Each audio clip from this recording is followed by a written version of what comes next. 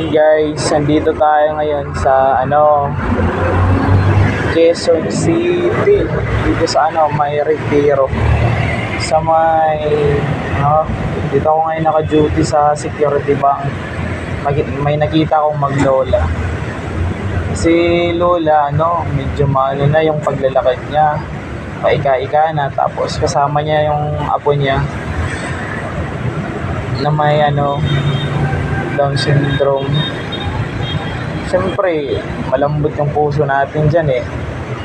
Pero siyempre, di ko na binidyo yung pagbigay natin. Baka sabihin ng iba dyan eh. Sus, nagbibigay ka lang naman kasi may video eh. Diba? Alam ko naman sa sarili ko na walang-wala ako. Kapos na kapos. Pero pag nakakita ko ng mga ako walang-wala alam ko sa sarili ko na may mga taong mas walang-wala, di ba? Naiintindihan niya. Alam niyo 'yun, di ba? Wala ganun tayo kahit naghihirap tayo, pag nakikita tayo ng mas mahirap o mas naghihirap sa atin, wala, malambot talaga puso natin dyan Budget ko ngayon 250 na lang.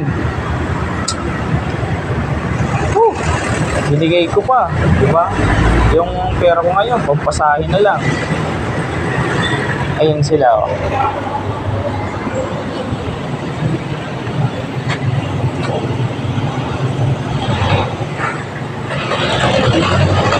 Yan sila.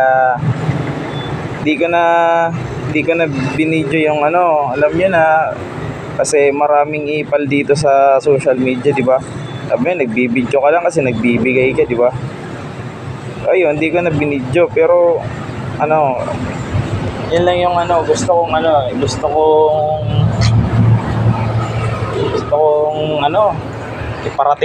iparating sa inyo na kahit anong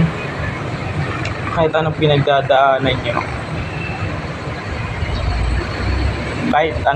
kahit anong hirap nyo, di ba, pag nakikita kayo ng ganon, tulungan nyo, di ba?